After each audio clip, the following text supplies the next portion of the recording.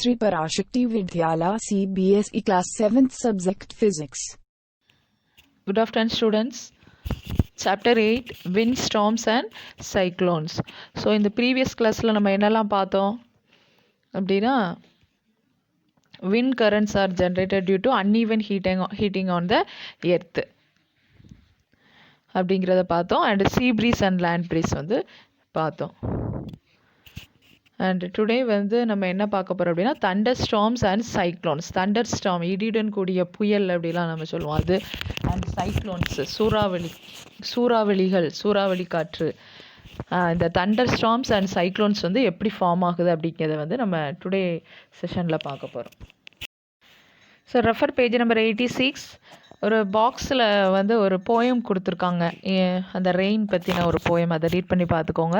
However it is not always a happy ending, rain offer create more problems. அதாவது rain வந்து எப்போதுமே நமக்கு சந்தோஷத்தை கொடுக்கும் அப்படின்னு சொல்ல முடியாது, அதால் நிறைய வந்து பிரச்சனைகளும் வரும். Can you list some of the problems? You can discuss the causes and solutions of the problems with your teacher and parents.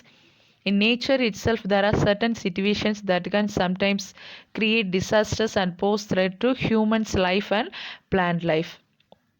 மழை அதிகமாக வந்து வெள்ளம் அந்த மாதிரிலாம் வரும்போது நிறைய மனித இனங்களுக்கும் தாவர இனங்களுக்கும் விலங்கினங்களுக்கும் நிறைய பிரச்சனை வரும். So let study two such situations, thunderstorms and cyclones. So page number 86ல் அந்த 2 பிக்சர்ஸ் இருக்கும், அதை மட்டும் நீங்கள் லைட்டாக பார்த்துக்கோங்க. ஃபஸ்ட்டு பிக்சரில் பார்த்தீங்கன்னா uneven heating of land, especially the Rajasthan desert, generates monsoon winds. Monsoon wind எப்போ க்ரியேட் ஆகும் நம்ம லாஸ்ட் கிளாஸில் பார்த்தோம். மான்சூன் விண்ட்ஸ் வந்து சம்மர் டைமில் க்ரியேட் ஆகும், சரியா?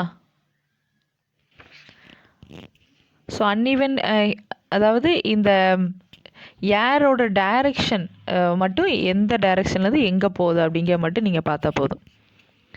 Monsoon winds from south west direction. சவுத்துனா கீழே இருக்கும், வெஸ்ட்னா இந்த சைடு, இங்கே கேரளா அந்த பக்கம், அதுதான் west side. So south west டைரக்ஷன்லேருந்து எங்கே போகுதுன்னா நார்த் சைடு போகுது. Direction in summer. These winds carry lots of water from the Indian ocean. So அந்த டைரக்ஷனில் இந்த ஏர் வந்து எந்த டைரக்ஷனை பார்க்க போகுதோ அங்கே வந்து நிறைய மழை பெய்யும். இந்தியன் ஓஷன்லேருந்து நிறைய வாட்டர், அந்த லாட்ஸ் ஆஃப் வாட்டர், அந்த மழை கடல் பகுதியிலேருந்து காற்று வீசுறதுனால எந்த டைரெக்ஷன் பார்க்க போதோ அந்த டைரெக்ஷனில் மழை அதிகமாக பெய்யும். இந்த செகண்ட் இதில் பார்த்தீங்கன்னா uneven heating of land and water in விண்டரில் generate winds from the north west. Winter சமயம் எங்கேருந்து நமக்கு ஏர் வருது? நார்த் வெஸ்ட் டைரக்ஷன்லேருந்து, அந்த மேலேருந்து நமக்கு எங்கே வருது? கீழே வருது. So north west direction, colder land. These colder winds carry little water and hence bring small amount of rain in winter. So இப்போ வந்து நமக்கு அந்த அளவு மழை பெய்யாது. இந்த ஃபஸ்ட்டு உள்ள பிக்சரில் தான் நமக்கு அதிகமாக மழை பெய்யும். ஏன்னா இந்தியன் ஓஷன்லேருந்து நிறைய லாட்ஸ் ஆஃப் வாட்டர் வந்து அந்த ஏர் வந்து அதோட எடுத்துகிட்டு போகிறதுனால மழை அதிகமாக பெய்யும். இந்த விண்டர் சமயம் வரக்கூடிய அந்த இதில் வந்து நமக்கு அதிகமாக மழை பெய்யாது. கீழே பார்த்தீங்கன்னா பாக்ஸில் courtesy Indian meteorological department, new Delhi. So what are the function of the meteorological department அப்படிங்கிற கொஸ்டினை நம்ம ஆன்சர் உங்களுக்கு தெரிஞ்சிருக்கும்.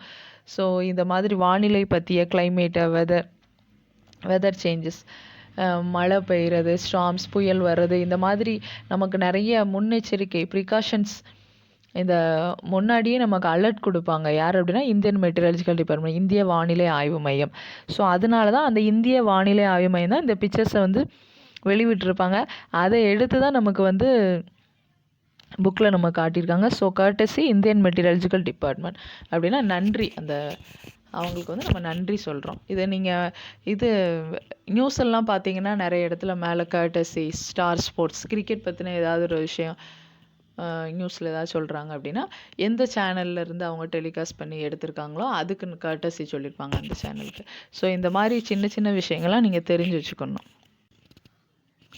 So before cloud formation, water takes up heat from the atmosphere to change into vapor. அதாவது நல்லா நீங்கள் அந்த வாட்டர் வேப்பராக மாறுது, அதை அப்படியே உங்கள் கண்ணு முன்னாடி கற்பனையாக கொண்டு வரணும். வாட்டர் இருக்குது, ஹீட் படும்போது என்ன ஆகுது, வாட்டர் வேப்பராக மாறுது. ஸோ அந்த வாட்டர் வேப்பராக மாறும்போது அது கூடவே எதையும் எடுத்துகிட்டு போகுது, அட்மாஸ்பியர்லேருந்து. Water takes up heat. அந்த ஹீட்டையும் என்ன பண்ணுது, அந்த வாட்டர் வேப்பர் கூடயே எடுத்துகிட்டு போயிடுது. ஞாபகம் வச்சுக்கோங்க. when water vapor changes back to liquid form as raindrops, அதே வாட்டர் வேப்பர் மேலே போயிட்டு திருப்பி என்ன ஆகும், அங்கே கூல் ஆகும்போது அந்த வாட்டர் வேப்பர் வாட்டர் ட்ராப்லெட்ஸாக மாறி கீழே நமக்கு மழையாக பெய்யும். ஸோ இங்கேருந்து மேலே போகும்போது எதையும் எடுத்துகிட்டு போச்சு, ஹீட்டை எடுத்துகிட்டு போச்சு. அப்போ மேலேருந்து கீழே விழும்போது அந்த ஹீட்டை என்ன பண்ணும், கண்டிப்பாக அட்மாஸ்பியரில் ரிலீஸ் பண்ணும். So this heat is released to the atmosphere. கீழேருந்து மேலே போகும்போது ஹீட்டை எடுத்துகிட்டு போச்சு. ஸோ திருப்பி வரும்போது கண்டிப்பாக அந்த ஹீட்டை என்ன பண்ணிடும், ரிலீஸ் பண்ணிடும். So the heat release to the atmosphere worms the air around. மறுபடியும் நமக்கு சில சமயம்லாம் பார்த்தீங்கன்னா மழை பெய்யும், ஆனால் ரொம்ப அதிகமாக ஹீட்டாக இருக்கிற மாதிரி ஃபீல் ஆகும். ஸோ இதுதான் அதுக்கான காரணம். The air tends to rise and causes a drop in pressure. The air என்ன ஆகும், ரைஸ் ஆகும் and causes a drop in pressure. More air rushes to the center of the storm. So அந்த மாதிரி நிறைய ஏர் வந்து அந்த புயல் உருவாகக்கூடிய இடத்துல அதிகமாக அந்த சென்டர் போர்ஷனில் ரஷ் ஆகும் அந்த ஏர்லாம். அப்படி ஆகும்போது தான் this cycle is repeated. So the chain of events ends with the formation of a very low pressure system with very high speed winds. ஏற்கனவே முதல்ல பார்த்துருக்கோம், ஹை ஸ்பீட் விண்டு இருக்கிற இடத்துல கண்டிப்பாக லோ ப்ரெஷர் இருக்கும், ப்ரெஷர் வந்து கம்மியாக இருக்கும் அப்படிங்கிற பார்த்தோம். ஸோ இந்த ஈவெண்ட் வந்து ஒரு செயின், ஒரு சைக்கிள் மாதிரி கண்டினியூஸாக நடந்துகிட்டே இருக்கும். அதாவது chain of events ends with the formation of a very low pressure system with a very high speed winds revolving around it. So wind அதிகமாக என்ன ஆகுது, ரொம்ப ஸ்பீடாக இருக்கும்.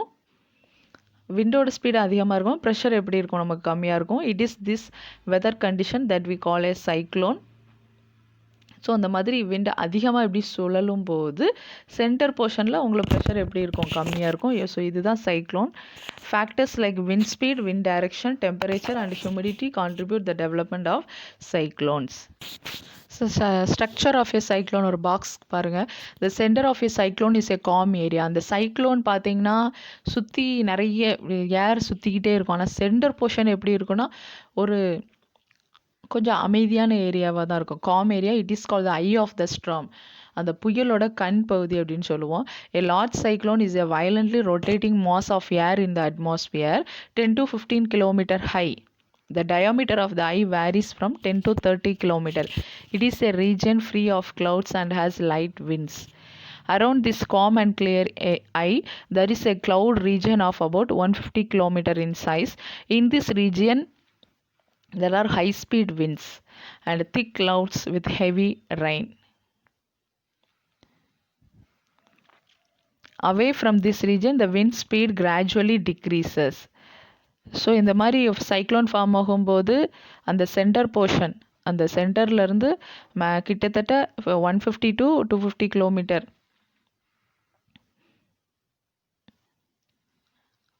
அந்த 150 கிலோமீட்டர் 10 to 15 கிலோமீட்டர் வந்து நமக்கு அந்த ஐ போர்ஷன் இருக்கும். அதையும் தாண்டி 150 கிலோமீட்டர் கிட்ட அந்த விண்டோட அந்த ஸ்பீடு வந்து அதிகமாகவே இருக்கும். அதை தாண்டி போக போக என்ன ஆகும்னா அந்த விண்ட் ஸ்பீடு வந்து குறைஞ்சிரும். So the formation of a cyclone is a very complex process. So a model is shown in figure 8.11. So thunderstorm and cyclones 8.5. Thunderstorms develop in hot, humid, tropical areas like ரொம்ப ஹாட்டான ஒரு பிளேஸில் தான் இந்த தண்டர்ஸ்டார்ம் அதிகமாக ஏற்பட வாய்ப்பு இருக்குது. Tropical areas like India very frequently. இந்தியாவில் அதிகமாக தண்டர்ஸ்டார்ம் வந்து ஏற்படும். The rising temperatures produce strong upward rising winds. These winds carry water droplets upwards. So அதை ட்ராபிக்கல் ஏரியானாலே அதிகமாக நமக்கு என்னாகும், வெயில் டெம்பரேச்சர் அதிகமாக இருக்கும். ஸோ டெம்பரேச்சர் அதிகமாக இருந்தால் அந்த இடத்துல என்ன நடக்கும், அங்கே உள்ள ஏர் எல்லாம் ஹீட் ஆகும். ஸோ ஹீட்டான ஏர்லாம் எங்கே போகும், மேலே பக்கம் ரைஸ் ஆகும். So upward rising winds, these winds carry water droplet upwards, so where they freeze and fall down again. இந்த மாதிரி அந்த ஹாட் ஏர் மேலே ரைஸ் ஆகும்போது வாட்டர் ட்ராப்லெட்ஸையும் சேர்த்து தான் மேலே போகும். மறுபடியும் அது ஃப்ரீஸ் ஆகி கூலாகி திருப்பின்னு வந்து நமக்கு மழையாக பெய்யுது. The swift movement of the falling water droplets along with the rising air create lightning and sound. இந்த மாதிரி மழை பெய்யும்போது லைட்னிங், இடி மின்னலோட, லைட்னிங் அண்ட் சவுண்டோட நம்ம பெரிய மழை பெய்யும். It is this event that we call a thunderstorm. You will read about the lightning in higher classes. So lightning எப்படி உருவாகுது, தண்டர் எப்படி உருவாகுது அப்படிங்கலாம் நீங்கள் ஹையர் கிளாஸில் படிப்பீங்க. If a storm is accompanied by lightning we must take the following precautions. So புயல் வருது, lightning மின்னலோடு சேர்த்து வருது அப்படின்னா நம்ம என்னென்ன ப்ரிகாஷன்ஸ்லாம் ஃபாலோ பண்ணணும். Do not take shelter under an isolated tree. If you are in a forest, take shelter under a small tree. Do not lie on the ground. அதாவது ஒரு தனி மரமாக இருக்குது அப்படின்னா அந்த தனி மரத்துக்கடியில் கண்டிப்பாக போய் இந்த மாதிரி மின்னல் அடிக்கும் போதெல்லாம் போய் நிற்கக்கூடாது.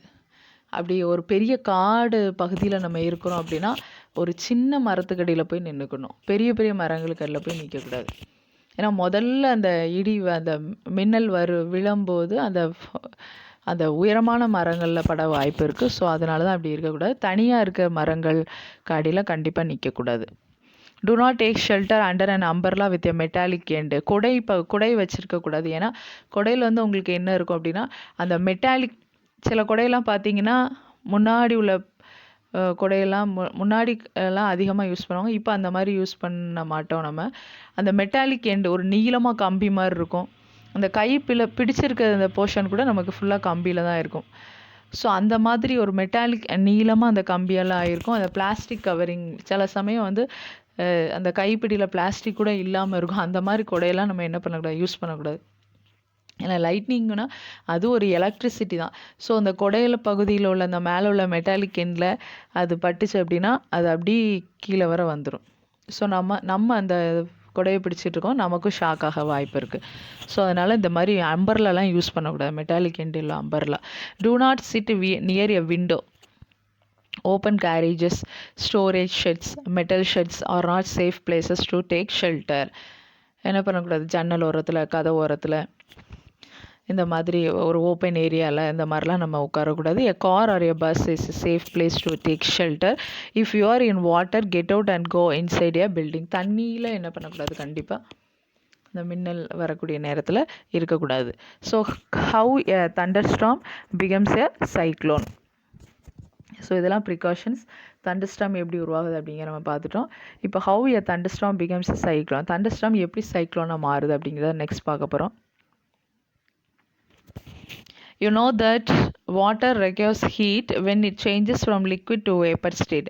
Does the water give back heat when your vapor condenses into liquid? Can you recall any experience to support this? அதான் நமக்கு நல்லாவே தெரியும். வாட்டர் எல்லாம் வாட்டர் வேப்பராக மாறுது அப்படின்னா நமக்கு என்ன தேவை, கண்டிப்பாக ஹீட்டு தேவை. ஹீட் இருந்தால் தான் வாட்டர் வேப்பராக மாறும். திருப்பி அதே வாட்டர் வேப்பர் மறுபடியும் வாட்டராக வரும். அப்போ அந்த இடத்துல என்ன நடக்குன்னா வாட்டர் வேப்பராக மாறும்போது எவாப்ரேஷன், வாட்டர் வேப்பர் வாட்டராக மாறும்போது கண்டென்ஸ் ஆகி திருப்பி லிக்விடாக நமக்கு என்ன பண்ணுது, கீழே மழையாக பெய்யுது. ஸோ அந்த பிக்சரில் பாருங்கள், formation of a cyclone. Centre போர்ஷனில் ஏர் அப்படி சுற்றிக்கிட்டே இருக்க மாதிரி இருக்குது. அங்கேருந்து வெளியில் ஏர் ரொம்ப அதிகமாக வர்ற மாதிரி இருக்குது. ஸோ இதுதான் ஃபார்மேஷன் ஆஃப் எ சைக்ளோன் அந்த பிக்சர். அடுத்தது 8.12 the image of the eye of a cyclone. அந்த சென்டர் போர்ஷனில் ஒரு சென்டரில் ஒரு பாயிண்ட் தெரியும், அதை சுற்றி இப்படி தண்ணி சுற்றிட்டு வர்ற மாதிரி இருக்கும். இது வந்து கடல் பகுதியில். And rising water cause by cyclone வரும்போது எவ்வளோ வேகமாக அந்த தண்ணி எல்லாம் என்ன ஆகுது, இந்த கடல் பகுதியில் மேலே வருது அப்படிங்கிறது அடுத்த பிக்சர். ஸோ அந்த பிக்சர்லாம் பார்த்துக்கோங்க.